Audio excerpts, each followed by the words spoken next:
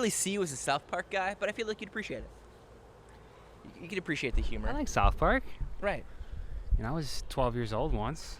Plus, South Park does a good job turning around those episodes pretty quick. Yeah, dude, they're stellar. I'll never forget when Obama won the presidency. Yeah, and like that 2 days. Night, yeah, within 2 days they had the Obama heist episode, which was a phenomenal episode in and of itself. But the fact that they released it so quickly, I was astounded. It was like some sort of Ocean's 11 wannabe, Yeah, right? that's exactly what it was. It was like and then but not only that, John McCain was in on it with them, which I thought was even funnier. You know.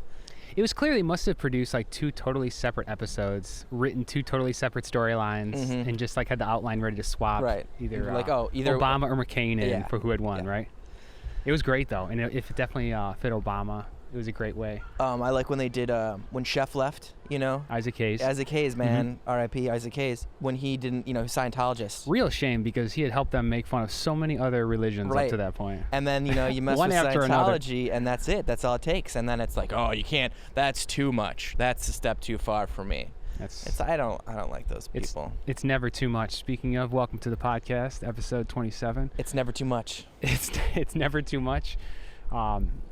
Happy to be sitting down with you. Happy to be here in this beautiful, beautiful weather out here right now. Beautiful day. We've been able to set up the mics and everything. You know what? I'm going to go ahead and say this might be the most comfortable I've ever been doing this podcast. That might be true. It's either too flippin' cold, like in the last one where we were freezing. I had my hood on the whole time, and I kind of even forgot I had it on because I was so flippin' cold. And now I'm like in shorts and a short sleeve shirt, you know? Yeah. I also just realized I left the ND filter on my lens, but not yours. Oh, interesting. But to be honest, I think it looks fine. So this is just going to be a test. If you're looking at this, this is the same camera, same lens just kit. Looks marginally better than Matt does. I just have an ND filter. He doesn't. I think at this amount of light, yours actually might look better. I think mine might be screwed up. This is a setup. He's just trying to make me look. I'm trying to make us more uncomfortable though, because I didn't want you at your most comfortable. I'm afraid you wouldn't be as funny. Right. You know, like we wouldn't have the same pizzazz. You need that like darkness inside. You know, that uncomfortability. Actually, a lot of the times I end up not wearing a sweater or something during the podcast. I feel like it's because I want to be kept awake a little bit. I want that deep, uncomfortable feeling. I'm just coldness. You know what are you saying, James? I'm just like pass out mid-sentence. I'm just so comfy. Matt and I have been taking sound effects and Foley creation courses since the last podcast to make sure we're able to do any sort of like sound effects. Mainly a video podcast, so we probably should have focused on visual gags. You know, something that was going to be more compelling with your eyes as opposed to just your ears. I didn't even think of that. Well, next time we got to do full cat gear. You know, we'll do full face paint like the cats in the production of Cats. I was just gonna say, I'm glad you have enough faith in my audio video qualities, all my editing qualities that I can redo Cats. I mean, I don't know if you heard the movie that just came out didn't do so hot, so I think you have a really low bar to start from. Right? It's like, though, if we're gonna animate something, let's choose animals with billions of fur, billions of hairs, billions of fur, and clear anuses. Cover them. Clear anuses that were not in the movie. There is apparently an anus cut of Cats where they were like, no, you got to remove the buttholes. There's a butt cut? Yeah, I think maybe it's a joke, but like there is, like they CGI'd a couple little tasteful holes on these cats, and they saw it and like. That's like with the blogs I read. I can't tell if it's a joke. Yeah, exactly. Sometimes. So many cat a-hole jokes being thrown around. And now you're looking at these cats without buttholes, and you're like, well, how do they defecate? This doesn't make any sense. This is how I end up on those Wikipedia pages as well. I'm right there with you. Right. How do the cats from the movie Cats defecate without CGI buttholes? Do you like musicals? You strike me as someone who would appreciate the theatrical. I do love myself a musical. I really do. Have you seen Cats the movie? Are you shitting on this? No, Buttholeless I wouldn't. nightmare? No, I didn't see it. I mean, I could see it because of the fascination of it. All right, I'm gonna go back and then do. I think one of the most obvious musical type movies. I know what you're gonna say. What? Grease. I was not, but that's actually probably the best one. Damn. What were you gonna say? Have you seen Grease? Grease is the word. Have you heard? Yes. I was gonna say The Sound of Music. Oh yeah, damn Just it. Yeah. because it's like the name of the title is like what I'm trying to think of. The hills are alive. Yeah, for sure. For sure, yeah.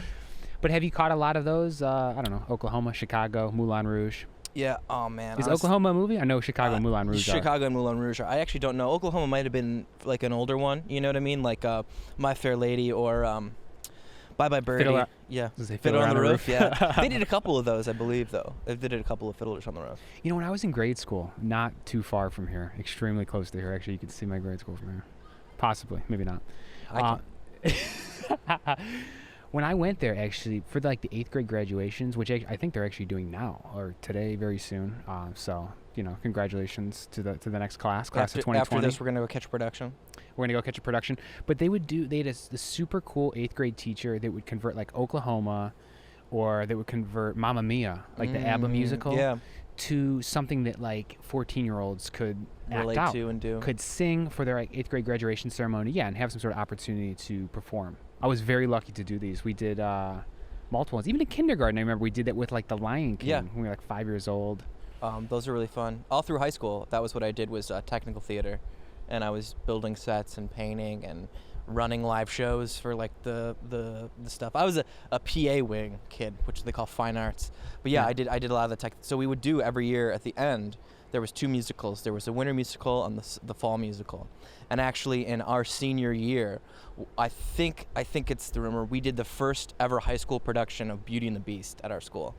Like legitimately, like we did the Beauty and the Beast the musical at our school. Nice. And it was just wild. We had like rotating sets, we had elevated sets. Say, how technical was it? It was this? pretty technical. The year before, we did Titanic the musical. Oh shit! And that was really unbelievable because we had sets that tilted. And we had one set particular called the radio room, which was tilted, and for whatever reason, it wouldn't tilt right. So there was literally a couple of performances where I was underneath, holding it down, and I could literally see the audience like looking, you know what I mean? But it was dark, so you couldn't see me. But it was like wasn't quite safe, so I was kind of holding it down, you know. But the sets all tilted throughout the show, the performance. That's amazing. Because that's how the things all work. So you'd bring in these little set pieces in, and I've had a couple studios approach me through direct message, of course, about redoing James Cameron's Titanic. You know, they want another James to do it. I mean, this is a great James. I told him no, obviously, because I wanted to rebuild the Titanic. You know, sink it from the ground up, or from the ocean below. There you go. Wow. Side note: that's the future of movies. Is literally just remaking the Titanic, resinking it.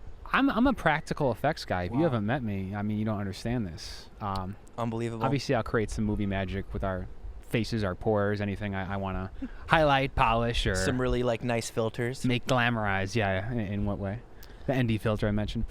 But they say it would cost a little bit too much money redoing the boat, and building the whole thing. Obviously, we want more musical Titanic. I don't want another sad fucking, Jack, don't let go, Jack. Titanic the musical. That's right. I'm not thinking about that element too, because that's how we got on this. The whole musical piece. Trying to bring it back. Would you like what when you think of Titanic the musical, you think of technical moments? Obviously, you did the rotating stages. Oh yeah, you did those. That was neat. How about with the human capital, the actors, the Roses, the Jacks? Anything difficult there? Like no, everyone's pretty cool. You know, it's interesting. There's a different. How about Billy Zane? Billy Zane was a dick. Billy Zane was a dick in that movie. So good being a dick in that movie. You have no technical problems with any of the acting that goes on by Billy Zane's character? No, I mean, I don't know. It's such a weird thing we're getting into now. Is going back. You don't have to. And just the movies right now. What we're doing with movies, and I don't know. Which how they're all connected, and we're able to go back and rewatch them and see who was in it at what time. Yeah, it's movie connections. I got saying earlier though, I feel like I used to be so much better at it than I am now. I can't really make the good connections like I used to, being like, oh, that person's in this and then this and then this and this. I used to have like an encyclopedic knowledge of like people in movies, and oh, Billy Zane was in The Phantom, and just shit like that. Is this pre or post Corona? Like, could this be Corona has dumbed me down, bro. I was gonna say, could it be some sort of isolation, depressive fugue that you could have found yourself in? I would say I'm in a fugue state. Like, I would say I'm in a moderate to light fugue state. Yeah, like I could have told you the whole billing for Top Gun before the Corona started, but now since then, Tom Cruise, Anthony Edwards, Val Kilmer, the chick. I picked well for you. The chick. Oh, that's so bad. I picked well for you. Yeah. Top Gun just seemed like the funniest. Those were movie. three. I got a movie three. I've never even seen, by the way. You ever see Top Gun? Never even caught it. No. I was I caught a downtown production of Oklahoma the night Top Gun came out, so I didn't catch it. Yeah.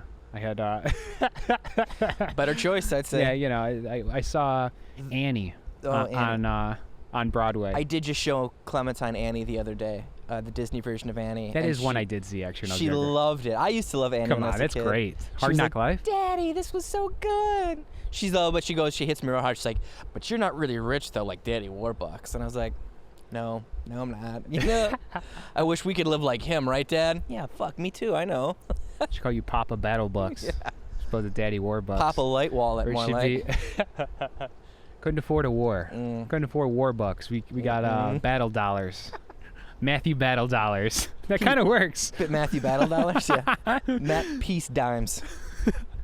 That kind of works. Peace Penny. I'm a Peace Penny, man. I can't fuck with Annie as a musical. That one's too perfect. It's they great. Got Jay-Z in on there too, so they already did like the 21st century remix of it. I'm done. I can't handle it. Man. Hove is taking it. Annie's taking it. I think we should think about Titanic some more. Yeah. I think 1912. Well, I would say that it's been over 100 years. I feel like you can make a comedy of it now, comedy musical maybe. That would be funny. The sinking ship comedy.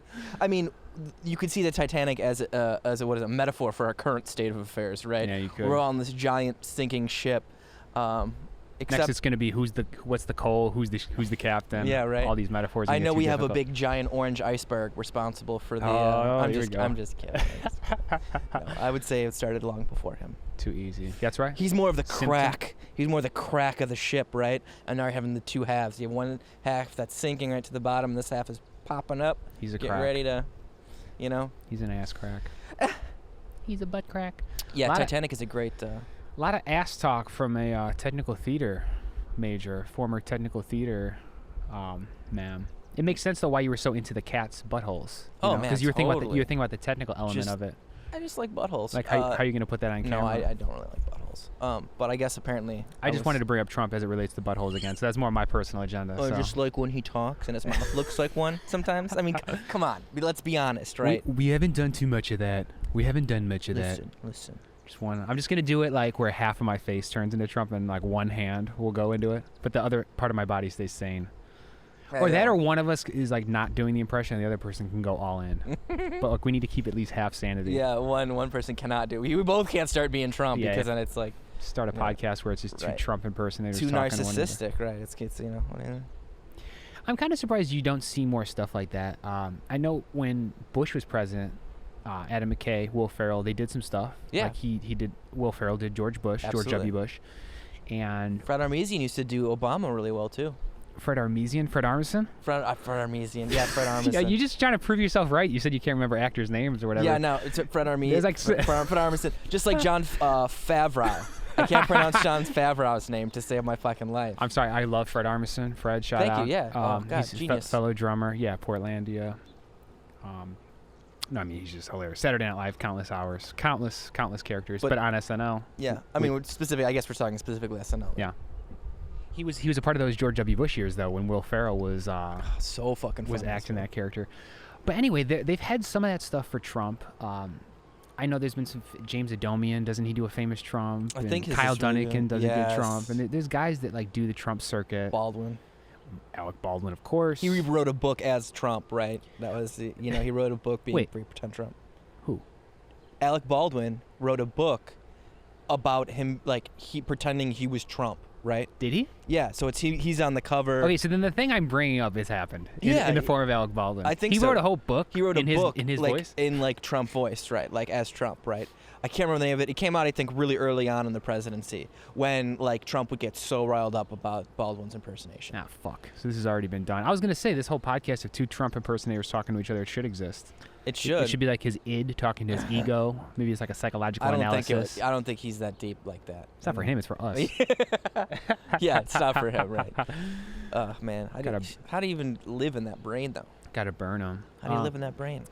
With a lot of self-directed positive affirmations, a lot of denial. A lot of denial. Whole lot of denial. A lot, some light, I'd say light to moderate delusion as well. He definitely some mental illness. Not that any two brains are the same, but his is.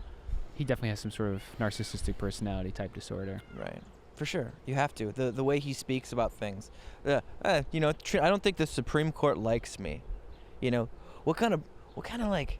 That's just such a wild statement. Okay, there's 9 of them. There's only 1 of me. So right there's 8 of them that shouldn't be talking when it's just me and them. So there you go. There's 9 of them, 1 of me. Obviously, you got 9 cameras on me, but the fact that there's going to be 9 of them, 1 of you. You could just keep talking. You could just bring up anything. I even put two of those guys. Hours. I put the two of those guys up there. Now this is the way they treat me. I thought they were good people, but I don't know anymore. Maybe we'll have to do something to take care of them. Oh God, yeah. With the thinly veiled threats, right? You got to have those thinly veiled threats. All the suggestions. The strongman stuff, Yeah. Enough about Trump. We don't want to waste any more airspace on him. I definitely don't want to be you know what? A beacon for It's easy. That's the thing. It's easy. You can just keep going and going and going on it. And it's just there's no see, brain stupid. No, it is easy. It is easy. And it makes it actually harder than to get off track or to at least get off of him, to talk about maybe Biden, the electability of Biden, or something exciting. Don't really want to talk about the electability of Mr. Bernie Sanders, or something exciting about Elizabeth Warren, or a candidate that you do like, right? Yeah, right. It's not as easy. Bring some positivity in. Easy. Bring some positivity in. But you know what though? It is also, we're in a time where people, we're not looking for new, exciting, and fresh. We're looking for comfortable, stable, reliable versus unstable, crazy. And so, the choices I feel like we had weren't exactly the sexiest picks. Do you know what I'm saying? I think they were literally the sexiest people, but yes, I see what you're saying intellectually. Yeah. Oh, yeah. I think Biden has a lot of sex appeal. Obviously, that's why his polling numbers are looking so good. So great, especially in places that he's it's wild. I can't trust poll numbers, right? We can't trust poll numbers because a lot of places we're like Hillary 100%, and then totally. Look what happened. Can I ask you about how you feel about old leaders in society, just specifically on age? Because Pete Buttigieg ran. People were giving him shit. He was too young. He was too young. Wasn't 40 yet. Right. He wasn't 40. Still in his late 30s. He also was a very interesting. The way he presented himself. Right. He was a little guy. Not a little. He's taller than me, so not that he's a little guy. I'm trying to bring up the ageism. You're bringing up the heightism. We're crossing all these signals. Obviously, this is an intersectional show. I just mean the way he presented himself. The way he presented himself. Yeah. Was not something we want. Somebody that looks experienced. Right? Yeah. That has looks like they're experienced. I suppose. No, I was going to ask about that. Because, I would assume throughout time. But it all depends. The leaders would be older. That makes sense. It takes time to accrue power in a society. Look at Obama. Look at JFK, though. They were in their 40s. God, the age of these recent ones. Yeah. Just like dinosaurs, though. It's pretty unbelievable. It's funny, too, because Obama and JFK are ones that get people legitimately the most excited. Probably if you're going to talk about Democratic candidates, maybe in the last 50, 60 years. Well, they had waves of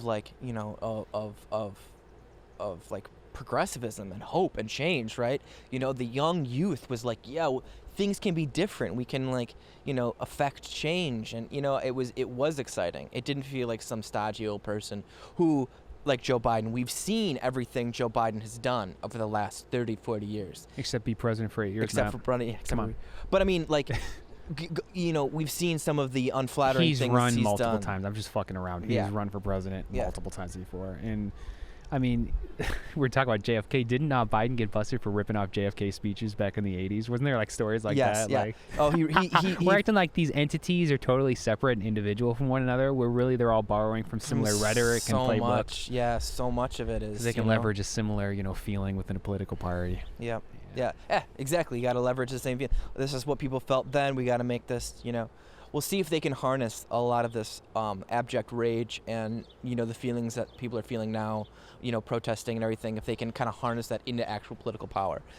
Bernie Sanders, that's his thing. He's like, which I always appreciated. He was saying, he's like, listen, I could get in office and everything, but the real change starts with you guys at a grassroots level. So you guys need to help me change the system because I cannot do it myself, right? That is something I think that, Trump is forcing us to reckon with, is that he will not do anything for us. So we as communities and cities, and we have to do it ourselves now, right? I think when you have a totally inept or you have a government that is actively trying not to help you, I do think it does force you to become more individual oriented and to be more self-sufficient. But I think that's a pretty low bar for government. It's my government was so bad that it was fighting with a weighted vest on. That when I took the weighted vest off, I could fight a whole lot better. Almost like the government is because it's pointing out Trump's influence in the government maybe being to make us realize we can't count on the government for fucking anything. That's gotta be the lowest bar for a government you could possibly have. If it's well, at least it's going to be proof you're not going to get anything out of this whole thing. Despite taxes being the number one expense that you likely have in your household. Yep, you don't really get much from it, right? No, You don't the benefits of it, right? Probably not. That's why these people who got the stimulus check, they're like, do we have to pay it back? It's like, no, that's your money. You're getting your money back. That's what it is, right? It's so fucking convoluted and shitty. You know what I mean? Like, I do this one guy's taxes, just like a buddy. Obviously, he's in the stimulus range. He got the check. And it was around the time I was helping him complete his tax return. And he's like, so this is for my taxes? I was like, no. Like, cause I found myself sort of counseling him on what the meaning of the significance of this was. The non-habitual nature. I told him, like, save it, that whole thing, because the messaging obviously was just totally fucking terrible about this. I know you got the check, and then they sent, like, a letter in the mail after. It just had, like, Trump's name on it. It was just signed by Donald J. Trump. But the stimulus provided by was on the check. Some of the checks had on them were like, they did have Trump's name on it. Approved by Donald J. Trump, right? Which was totally a political move, right? And so it took longer. People were like, it took longer to get Trump, the checks out. Because there's a lot of percentage of the people out there that was like, oh, Donald Trump gave me a personal check. Right. Well, I do believe name recognition, brand recognition is a major reason he's in office, So it's hard to deny that he's going to see when you're cutting $1,200 payments to the future voter of America. You want to put your name on there. Stamp of yourself on there. TRUMP, similar to what we have in golden lettering on the side of a Chicago building here down by the river. Yeah. He broke the rules there too. Do you remember Trump when he put Trump Tower, International Tower and Hotel in Chicago? Yes. No one has their lettering. No one has their wording. No one has their building's name on a visible element. 15 floors up, whatever. It has to be X number of floors up, certain color, certain size. He put his shit in gold lettering, eye line. Right like right above, face. Right, just because, Unbelievable. Does he even own the building, or is it just he had, like, licenses his name on the building? He did own the building, and I do remember my dad's a carpenter. I do remember my dad telling me around the time that Trump did, like, get on the phone with steel people and, like, try to negotiate better steel prices. So, like, but before he became president, when he was, like, building a building in Chicago, he would just, like, have Twitter wars, but with, like, steel manufacturers and, like, contractors. He obviously has been doing this racket that he's been doing for a long time. It's a troll racket. Right? There's no fucking doubt about it. Oh, my God. He's just good at it, right? He's just fucking good at it. Yeah, let's not make this whole thing about Trump. I know. I was thinking we're back. That's me. We're back. That's me. I'm the one bringing it up, so. Fine, let's Mitch McConnell. No, I'm just kidding. Just kidding. I actually recently tried to start watching something on Mitch McConnell, but I found it so fucking boring. I'm just like, screw this guy. I just couldn't even. Was do it like just like a what was it? It was Vice produced. Oh, okay. It was talking about how he had a run-in with some sort of special needs based home when he was younger. He had an illness. Similar to how FDR had an illness, polio, that led to him being in a wheelchair, right? Is this the story of how this worked? I think they were at the same institution or something. And then FDR, it ended up leading to him, believing in government, in programs and systems. In Mitch McConnell, it made him believe in actually individual authority or individual ability. They had like a similar experience with this institution. But going back. But of course, they just put it the lens of their own God-given brain, and they were like, having this remarkable that's like feeling. Paul Ryan getting Social Security, helping him and his family, like when they were struggling, and then wanting to gut it, right? See, I think something's wrong with my headphones, because I thought you said Social Security, but you must have said no explode. You must have been talking about Protein Whey. We're talking about Paul Ryan? Yeah. Talking about the weightlifter? Oh, my God, that's right. Those pictures, oh, my God. Those thirst pictures made by Paul Ryan. Oh, God. I thought you said government assistance, but you must have said, like, steroids, right? I did mean you steroids. must have said no explode based powder. Some strong whey protein. Pre-workout regimen. Jesus, fuck. That guy. Anyways. He's something else. Funny, he went away. Yeah. He got out of Dodge real quick. He got what he wanted, and he ran away because he saw what was coming and did not want to be a part of it. What's he, like a fucking consultant now or something? Yeah. He made his money, and now everyone's like, he got all those giant corporations, their giant fucking tax cut, so now they all owe him just a little bit. So I'm sure he's chairman on several boards, getting a little cash for just being, on a board of directors, that kind of shit. I'm going to call it. I'm going to say somehow Paul Ryan is going to have the free time, and we're going to have the notoriety for him to listen to this podcast in the year 2032. I'm going to call it 12 years from now. What do you want to say to Mr. Ryan 12 years from now? Not much. Yeah. Sorry. I mean, really, like, I don't know. Matt just flipped off the camera. I'm not really a fan. I'm just not really a fan. I just feel like he's a coward, man. He's a coward. I'm going to take this moment to tell Paul,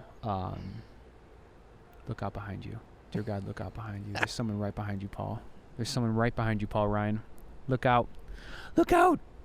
Look out. He might buy this in 12 years. I don't know. He might be senile enough. All that no explode might have gone to his brain. You know, I don't know. It's interesting. It's just interesting. You know, and you got a guy now like Mitt Romney who voted to remove him. You know, he's walking with protesters. He's literally, I feel like he's trying to like be the guy next after everything falls apart in the Republican Party, right? Do you think he wants to be president? Yeah. I think he looks like a much better Republican president now than he did before. It's amazing how time fucks with your head. Oh, absolutely. And that's the scary thing, though, right? Like, not scary, but, like, you know, imagine, and this is, I think we've talked about this, but Biden wins 4 years, doesn't do that great, a little senile, a couple of gaffes. Well, they're going to deep fake him. We talked about that, too. Maybe, but then, you know, then you have the election coming up, and Mitt Romney, and it's the remnants of the Republican Party, and he's like, yo, we're changed. You know, obviously you see my record. I voted against Trump. I'm not pro-Trump. You know, let's go for it. And boom. And then Republicans are back in the swing, and we're all. I have a question. If you were Mitt Romney, and you were going to be called a name by Barack Obama, like he was going to make fun of you, would you rather Barack call you Mittens or Rommel? Romulus. How about Romulus? Yeah, I like Romulus. Mittens or Romulus? Mittens is really Romulus cute. Is sucking on the teat of the. That's like the Roman. Yeah. Romulus and Remus. They're the rules. Yeah. The rules of Rome. Yeah. Right? Would you rather be Mittens. Romulus or Mittens? You want to be called Mittens by Barack? I like Mittens. Yeah. Yeah. Keep in mind, you've seen Barack. You've met his wife, Michelle. As mentioned in a previous podcast. Yeah. I mean, I just told you the Obama story too, right? I made that guy smile too. I saw him. Yeah. So I did both my Obama stories, right? Independently, didn't even know, but you know, but the universe drew us together because we're special people. You'd rather him call you Mittens. Yeah. Yeah. Mitt Romney's looking great though. I mean, he's smart. He's playing it smart. He's being an alternative when the Republican Party needs an alternatives because they will implode. I do not think that. Like, did Mitt change or did the world around him change? Both. You know, both. I think that he saw the writing on the wall, right? But I also think he was like, I don't know. He never struck me as like a bad guy. Even when he was running against Obama, I never thought he was a bad guy. I just didn't agree with a lot of his like policies. I don't know if Mitt saw the writing on the wall or if he saw the binder on the floor. If that was the same thing that was happening. Binders full of women. I tell you, I've got binders full of women who would come out and they would say, yeah, Mittens, he's a good guy, he's a nice man, and I think he should be president. Right. He was a bit of the old guard during, you know, the Obama. You know, you couldn't stop Obama. I would have loved for Trump to run against Obama. Like, that is like, Jesus. Could you imagine that? How Trump would just be fucking just bitch slapped around the room, and then like those old he'd be WWF so mad. Matchups. Dream like, matchup. I want Stone Cold against Hulk Hogan. Dream matchup. Yeah. I'd have liked Hillary Clinton versus Mitt Romney and Barack versus Trump. You want to hear something funny? Is that I had a Halloween party back in 2012 here when Mittens was running against Obama.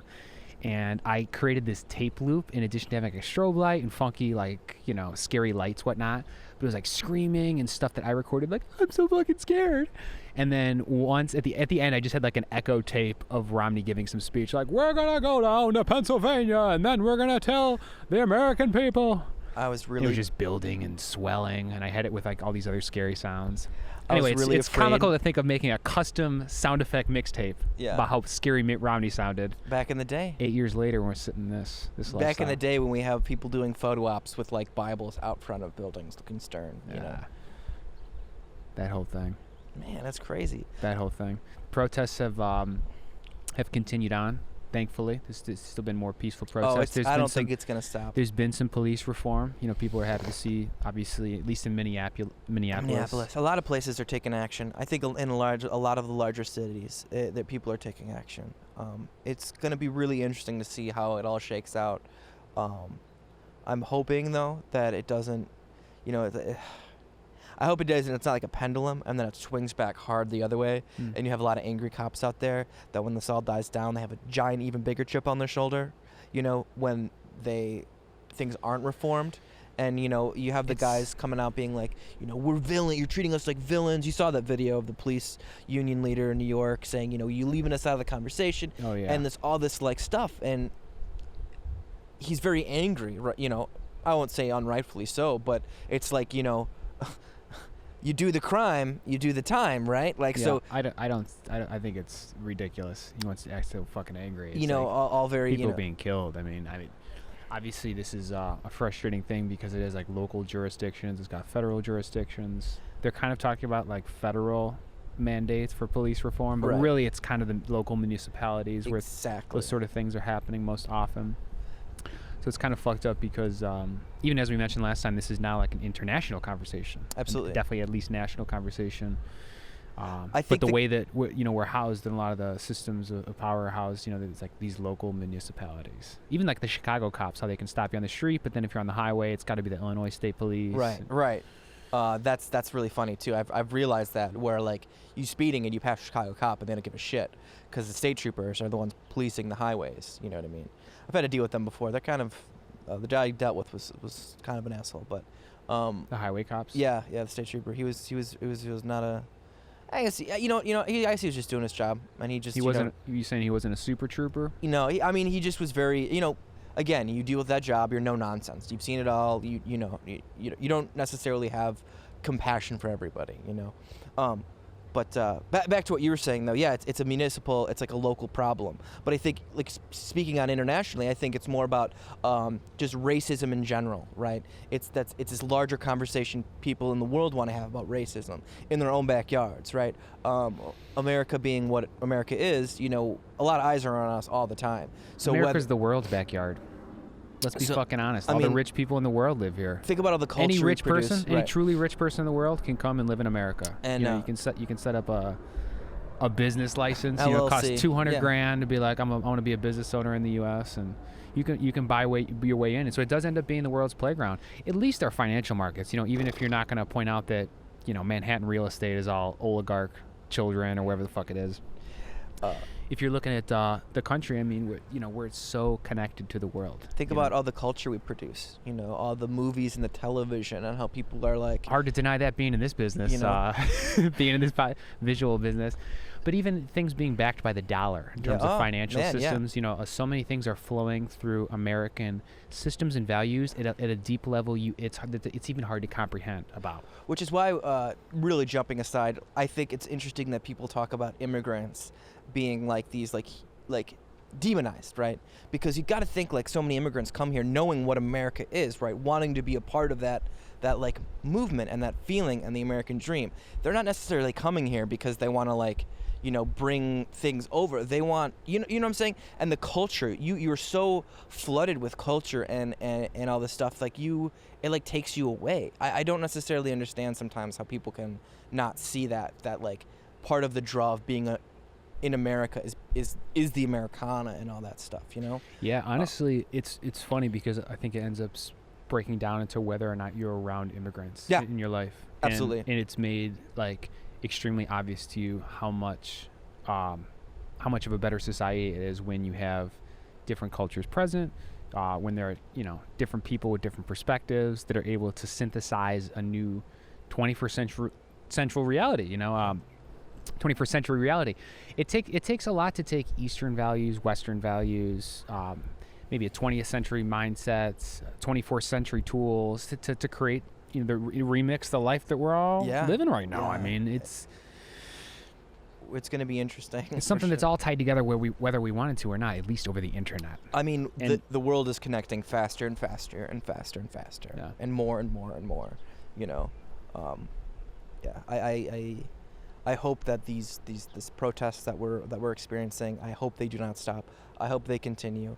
I hope that, you know, we as a world continue to like have conversations, progressive conversations, getting us to like unshackle from like previous forms of like, you know, abuse and these cycles of violence that we all get ourselves to. You know, we've all talked about, I'm a Star Trek guy. We cannot get to the utopia without ditching some of this baggage, right? We cannot have a positive future unless we start tackling these problems, you know? Right.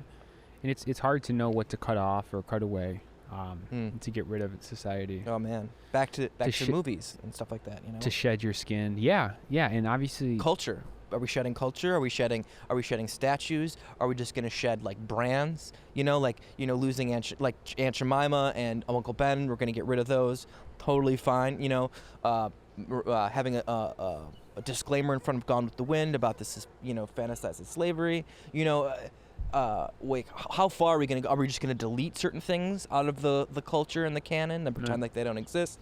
At least now. Yeah. How where's the line? What are we cutting off?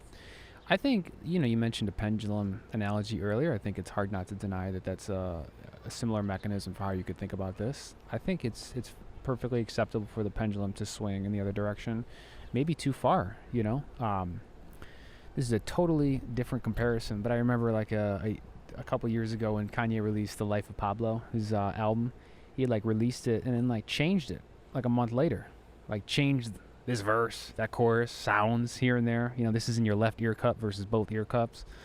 And, you listen to it 1 month, the next month you wouldn't even notice. It doesn't say this has been changed. History has been rewritten. But I'm comfortable because you can just throw things on Netflix, take things off Netflix. I think that's already happening so much. I'm okay with it. Yeah. I think there's two things you could do. You could either take the spotlight off something, i.e. tearing the statue down, or you could put the spotlight on something, i.e. putting something on your Netflix account. June 1st, this movie is showing up on Netflix for all subscribers. I think that stuff is already, the priority is already being negotiated so much in our society, in our day-to-day lives. I think, personality optimization, even interest curation is already such a facet of our day-to-day that to me, it's perfectly logical to look at the physical stuff that we see, like a statue, and say, yeah, take that down. Swipe left or right on that. Get rid of that. Get rid of that. And to do that with our digital systems too. When you go on maybe HBO Max, they're highlighting shows maybe that are more popular with the social justice mindset that we have maybe in the average media consumer now for HBO Max.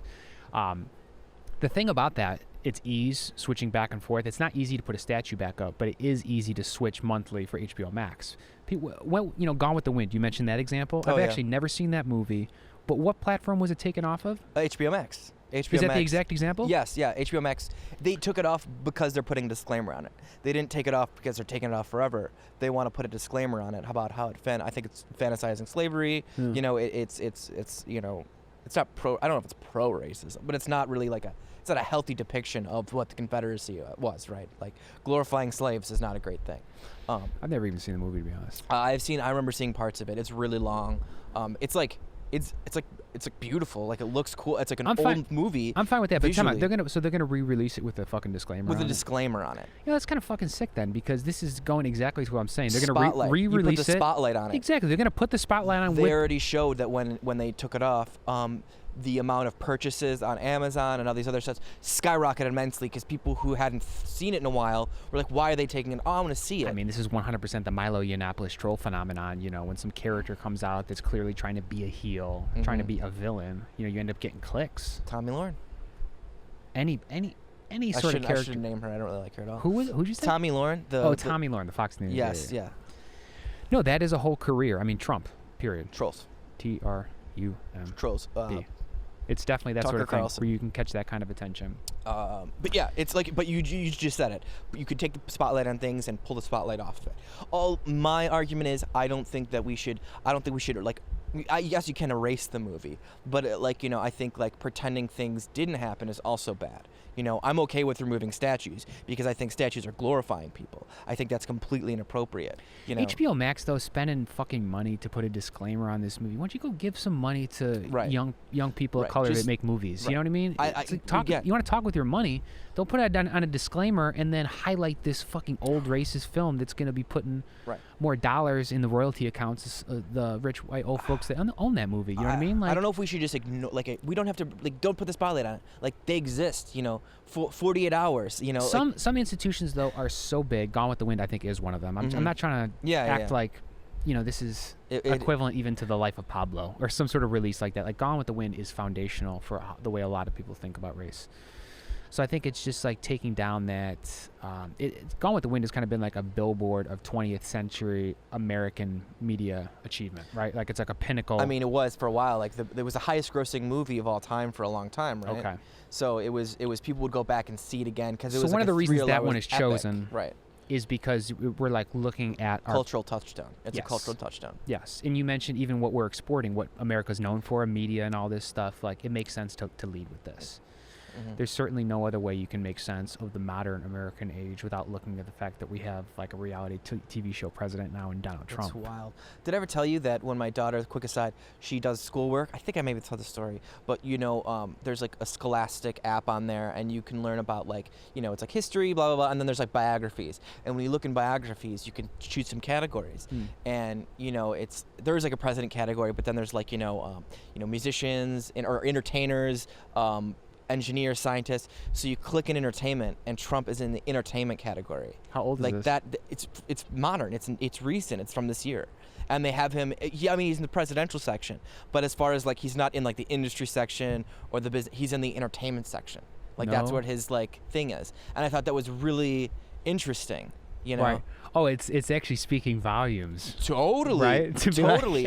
And then thinking about it, somebody chose that to be there, right? An educator had to choose that specifically, knowing that kids would see that and be like, oh, he's an entertainer? What's that? Oh, reality show? I would say he is an entertainer first. He is. Just with his actions, I think you can judge a lot of people just strictly based off of their actions. If you look at the fact that he's constantly off the cuff and he's constantly shooting the shit and tweeting, he's a marketer. He's like an entertainer. Funny. He is funny. I have laughed at him before. I hate to admit it. I just saw some crazy stat that 1 in 5 Americans on Twitter or adults on Twitter follow him. I think I follow him on Twitter. And they were comparing it sort of like to FDR's fireside chats and how he used to have a huge percentage of the country that would listen in. Yeah, well, that's the thing. And now Trump has like the modern day of that with Twitter. Like when he's firing and hiring and making grand statements on Twitter, like it is like, that's why I follow him, because it's like, whoa, what is he gonna like? What? Oh, we're ending this program. I'm getting rid of this. I'm doing this thing. So-and-so's fired. Like he has policy announcements on Twitter, right? I mean, yeah, if there's an escaped mental patient that's running the U.S. and you have a 24/7 webcam on him, I would tune into the webcam on occasion. Let's see what kind of trouble we're getting into. It's just fascinating. Him retweeting himself. Does he do that? He just did recently. So true. It was like he put something up and then retweeted it back and said, so true. Like, how narcissistic is that? You have to go back and give yourself an attaboy. Oh, come on, you can like your own message. You can like your own message, but retweeting your own day-old tweet. That's a joke as old as Twitter. Not a joke. It's just a stupid ass mentality. I guess the framework. No, it's very much how the systems allow us to act. When you can retweet your own message, then that's baked into the culture. You can like your own message too. The point is, the companies, they just want another number on there. They want one more retweet, one more like. It doesn't matter that it's coming from you and that it's like conceptually ridiculous, because a retweet from yourself means less considering the fact that you actually posted that content in the first place. So a retweet isn't as substantial as from another account, right? A different person. Yep. But that's how these things are set up. They're not designed to think like that. No. They're just designed to give you an ultimate number. Like, this has been retweeted again, even if it's by yourself and even if you are the president. Gratification.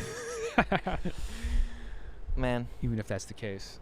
Yeah. I Gone with the Wind is something I just feel like I wish that, like you said, they put their money in a different way, use a different use their position, HBO, differently.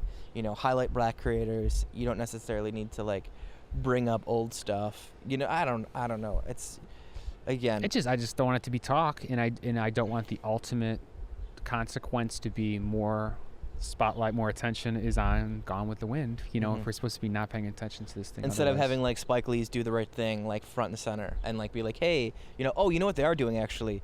HBO is releasing Watchmen free to stream on I think Juneteenth, because it's a pretty serious show about racism. Like it's one of the biggest themes in the show is racism, and it's where I learned about the Tulsa riots, the riots in the Tulsa, burning down Tulsa. I don't. I've never knew that was a thing, right? The Black Wall Street in Tulsa, Oklahoma. Is it Oklahoma Tulsa? There was a Black Wall Street basically, and they owned their own property. They owned basically the whole thing.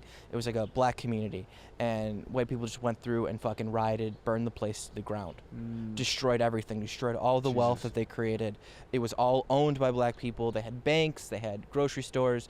It was a place where they could build their own generational wealth, right? Which is everything. Ownership is everything like that. That's especially devastating to hear. Absolutely. So it's completely destroyed and burned down. This is a pretty awful stain in American history, but you don't learn about it in school, and they don't teach you about it in college, right? So you got to watch Watchmen to depict it for your 20-something brain to understand. So right? Here you go. So I watched it the first time, and I didn't realize it was fake. I thought it was part of this Watchmen parallel universe. So my friend Tim, who was black, we were talking about it. We talk about comic book shit all the fucking time, and I was like, man, look at how fucking crazy this world is, this Watchmen world, right? Like, could you imagine that? And he looks at me and he's like, Matt, that shit was real. And I was like, what? And I felt weird. I could tell he could see that I felt fucking weird. And he's like, yeah, man, that shit happened. And I felt so, I was like, what do you mean? I didn't know, blah, blah, blah. I felt so, even now I'm like uncomfortable because I felt so foolish. And he was so just like patient and like, yeah, man, now look into it, check it out. And it was like, it blew my mind, right? It blew my mind that this like crazy fucked up situation that's seemed like fantasy, seemed like fucking in a parallel world. Right. It felt like it was out of a parallel world where like really horrible shit happens. But it's like, no, that was our history in our world, right? That's, I think, where media is at its best, when it can kind of lay an idea into something you're not expecting necessarily. Nope. But you're watching something that seems fictionalized. Maybe they're. I haven't seen Watchmen, so it's hard for me to speak in specifics about the show. But if you're able to put some sort of like veneer of safety on something, so you can think about it without attaching and wrapping up your own identities. That's the beauty of genre. That is the beauty of genre. That is why I love science fiction. That is why I love, because it puts a skin on things. Yes, you can have a real complex, deep thinking about a situation, and you could take it in so much easier because it's wrapped in not what you think it is. I'll never forget watching Battlestar Galactica, and it had me empathizing with a suicide bomber. I'll never fucking forget that, watching the story transform and unfold and feeling this guy's struggle against these fucking robots, but again, you're in this trapping, and all of a sudden he fucking kills himself and he straps a bomb to him, and you're like, wait a minute. And it's during the Middle East stuff, and you're watching these happen across, the ocean, right? And people are actually doing these things, and you think, man, how can these fucking people do that? And you just really watch it happen, and you empathize and you feel for it, but it's wrapped in the skin of culture, It's like a Trojan horse. Yep, right? Absolutely. It's like an intellectual Trojan horse. What better way to get ideas in people's minds now? You're spending 6 hours a day strapped to the TV. I'm talking about Americans here. Yeah, right. People with free time. I think some people call it, predictive programming or something like that, where they try to like program you ahead of time before it happens. I know it's like a big like conspiracy theory thing, Oh, it's like Westworld. Have you seen the new? I still haven't. I haven't. Just to tie this back to HBO, by the way, I heard The Sopranos and Westworld were doing super well for streaming, and The Sopranos actually was opened up. You can watch for free. You can binge for free. Yeah.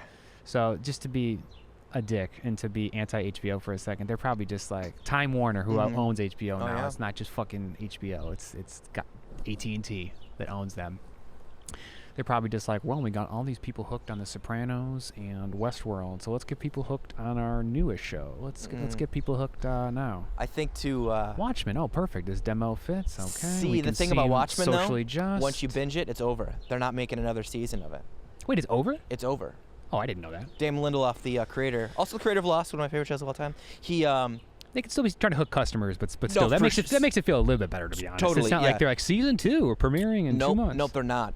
He wrote it. Because Watchmen is like a seminal comic book. We've talked about this. It's like a big deal in graphic novels and comic books. Yeah. So he making it was like, I have one specific story in this universe I want to tell, and that's it. Because I don't think he felt comfortable going further and like trying to draw it out and serialize it. He's like, this is the story. This is the beginning of the story. This is the end of the story. This is the story I want to tell. You can only extrapolate so much off of a couple good arcs. Right. And you don't want to fuck with it too much, right? Yeah. You want to be responsible and respectful of the material, right? personally. I mean, it's science fiction or not. I would love to learn more about the art form. Packaging those ideas. Oh man, absolutely. Trojan horsing, incepting people. I mean, that's even the way I describe this, I'm like using stories. The story of the Trojan horse, the movie of Inception right. to explain this like phenomenon. But that's how we've always. I mean, like let's really take it back. How do we communicate history back in the day? Storytelling, right? Yeah. That was how our history was stories telling. Like, you know what I mean? It's going to be kind of like how we end up conveying the success of a murder mystery throughout this podcast. By ending in episode 666, where Matt is possibly untimely murdered. You'll have to get there to find out, I think. Yeah, time will have to tell on that.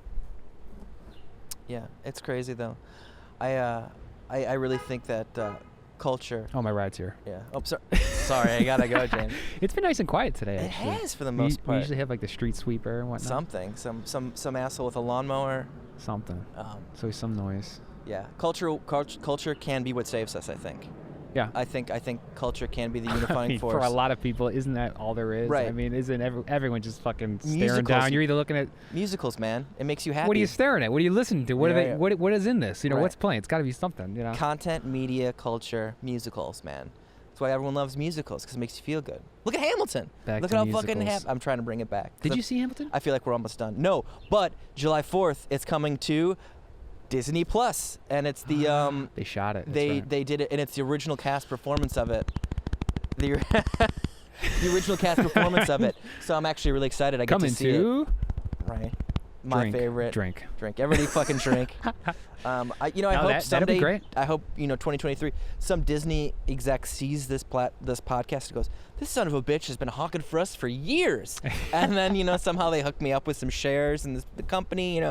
Just some loyal consumer customer. I think it's real likely. They'll probably let you in. Yeah, sell you shares, probably like $100 a share. Like give you a decent entry on it. Please, I'll take it. But yeah, it's gonna be on Disney Plus, so we get to see that. But that was a big thing that bringing that culture and Hamilton, how big he was, and like how important he was into American history, yada yada. You didn't even talk about how Hamilton was the recent most popular musical. That was the musical that swept America. Swept it. Yeah. After Book of Mormon, it was Hamilton. Yep. I was lucky enough to see it. I ended up having like second row seats, but it was like obscured view. Like Shavana won them, my girlfriend. She like did the daily drawing, and she just has great luck. She wins everything in life. That's great. But we got to go. But it was like part of the stage was blocked. But it's I recall him mentioning he wanted to be involved in the room where it happens, or whatever the song was. Not to get too. I tell you what, though, you experience the song and the power and the majesty of it live, right? You hear them stomping on the stage, right, a couple feet in front of us. But come on, when you go to a live performance of a musical, it's an experience, right? You leave there feeling like jazzed. I do, at least. Oh, it's different. And actually, I want to bring more like live performance elements to the podcast. Ooh, we should.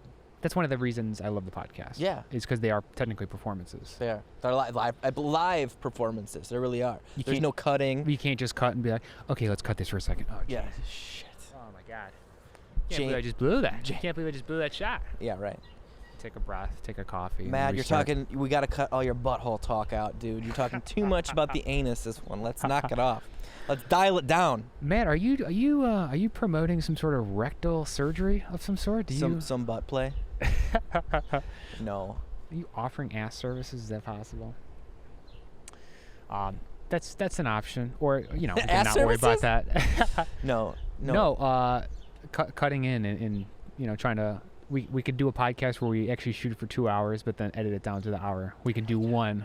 And then you just recut the things that I'm saying, right? Just cut up the things that I'm saying, and then you reshoot your own parts and like respond to me, and I'm just saying horrible things. In all fairness, I do think all good art is distilled like that. I think you gotta like edit. They say. Yeah, record 30 songs for an album, release 10 of them. What is it? There's the movie. I just heard this. There's the movie you write, the movie you shoot, and the movie you make, right? That comes out, right? That was like a thing that somebody was saying, and I was listening to that. I was listening to a Plenty Game. And I could see that. And it was just like, so you never get exactly what you think you're gonna get. There's different levels. So you write a movie and you think of it one way, and then you shoot it, and then the movie comes out, and then you're like, well, this is not what I thought. And then you cut all that footage up into a movie, and then it's again a third different version of what you originally planned. I could totally see that. I mean, we've been doing this podcast for like 6 months now. longer than that, 8 months. And I have no clue how we're sitting outside. This is totally unexpected. Right. And once we eventually subsequently cut this up, it'll be even more striking to see like the highlights. Be like, okay, we were freezing indoors, then we were like sweating outdoors. Dude, what if like at a year-end highlight reel, you know? Unexpected. Episode 52, we'll do like a weekly, you know, just like a bit from every the best minute of each podcast. Yeah, the podcast is just, I mean, it's like the antithesis of the format for me. But like, the highlights, the highlights make sense because then it's like, it's not really a podcast then. Then it's like clip show. Yeah. We'll do a Simpsons clip show. It would drive me crazy when shows did that, but. Oh, I know. Right? Also, it can be done right. Yeah. It can be pulled off. I hate the clip show because it's funny. It's just like a lazy, you know, you get to a certain point. I feel like that's usually when shows are like been on the air for like 8 or 9 years. Speaking of keeping going and being on the air, keep talking about that. Tell me about the most recent clip show you think you've seen. The one clip show that I can absolutely remember is the Office clip show because it's funny because it's like the premise is, you know, what is it? The actuary comes in to find the value. So he's like, is there any outstanding issues in the building? And of course it's like, oh, are there? And then it's just hijinks, right? Like, it's not just like a clip show for clip show's sake, right? How dare you use the word hijinks with me when discussing an old clip show? Hijinks, and you can't even respond. You got like I can only understand late 80s TV jargon. Hijinks. Hijinks ensue. Zany hijinks. The wacky, wild. Wacky, zany hijinks ensue. I just set up three TVs in the studio here, the studio/garage, and I had like a Simpsons DVD. I was just like testing them, but it had switched to a clip show, and it was like season 6, but they were doing a clip show in season 6 of seasons like 2 and 3 and different love stories. Really? It's that Simpsons episode where they tell like a love story from Marge, love story from Homer. How about love Lisa's story from Lisa. Choose You? It's that one, yeah. And you know it. Yeah. Of course. And they show Ralph's and heartbeat broken. broken. And this is the exact moment where you can see his heart. Oh. Man, The Simpsons. Love it. Speaking of just putting out stuff and then, you know, just getting the best of it, there's 30 years of The Simpsons, right? But like, there's probably 7 years you want to watch all together. Yeah. You know what I mean? Like, even with, and I think The Simpsons still has an incredible batting average. I think it's an incredible show. I think they have a lot to say, have had a lot to say, but you could probably cut multiple 20 episode seasons out and like forget about them. Yeah. Which again, love The Simpsons, but I just want to watch all the Conan O'Brien episodes. Yeah. It's, you know, pretty much it's like what, season 4, 5, 6, 7, 8, and then it's like around 2000. I feel like it starts to like, okay, you know, I remember, I think I remember for me, The Simpsons like kind of like being done. They did a Family Guy Simpsons crossover episode finally, and I remember that being like, okay, you know, I felt like I was done with both of those shows at that point for some reason. I didn't know, based on the time period you were saying, if it's like, and I turned 12, hit puberty, and I'm done watching The Simpsons. No, I mean it was a very like slow process because like back in the day, the passing of the torch, like the new animated Family Guy, I see what you're saying. Specifically because they were like next in the lineup on Fox, right? It was like the new gen. Right, and like the humor was different. The humor was edgier. You know what I mean? For a while, crass. Yes, crass is probably better than edgier. Because you know you get Simpsons was nice, was funny. You could watch that at 10, 11, 12, but then you get a little older and it's like, oh, I want something that's a little bit more. Ooh, that's a little bit more, you know. It's funny because I did age into we started this talking about South Park. Mm-hmm. You know, like loving South Park or being of age for South Park, whatever. But it was a similar thing when South Park came out, even before Family Guy. It was like this edgy cartoon. Super edgy. Having Mr. Towley and like Mr. Hanky and like. Let's give animation one more shout out. You know, I said science fiction, kind of you can throw a skin on something. It's very similar with animation. Oh, totally. That's like why they were able to show cartoon violence with The Simpsons. Homer could be choking Bart because it was a cartoon. And then they even poke fun of it even more with Itchy and Scratchy in the show, like the super ultra violence of Itchy and Scratchy, right? Like them blowing each other up, you know. You're able to show these things that just would be like unthinkable in a normal world.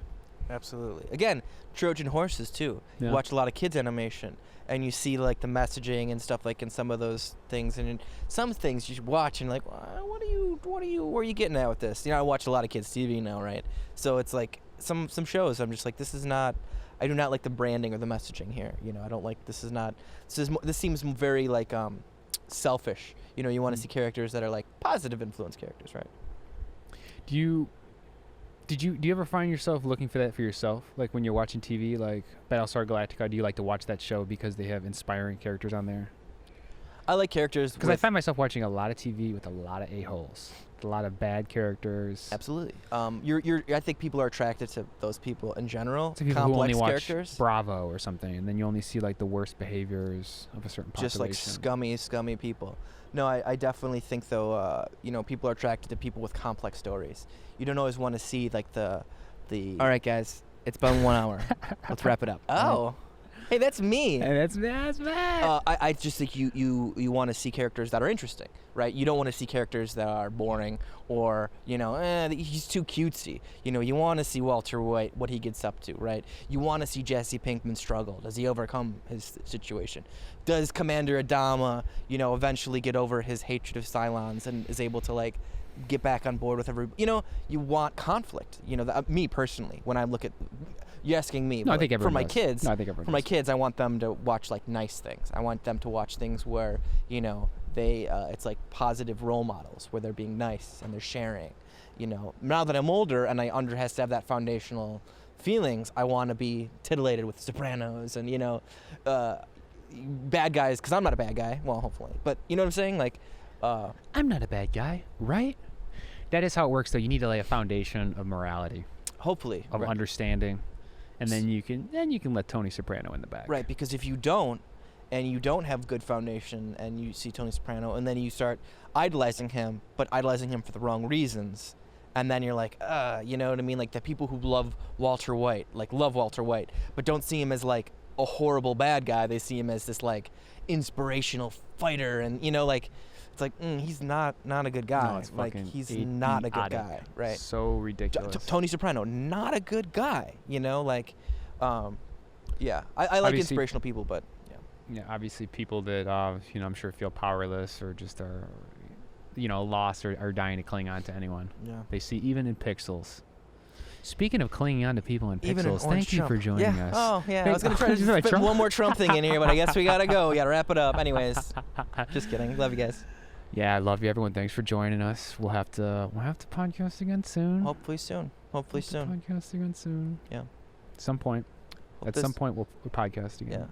Yeah. This felt like not so somber, right? This felt like more upbeat, right? No, and I'm glad it was. Matt and I talked a little bit about how the last one was very somber, and obviously at this point in history, when you pause and to reflect upon stuff. But the world needs love and connection and. Need a little spicy joy. Yeah. Spicy joy. So thanks for joining us for joy. Till next time. Bye.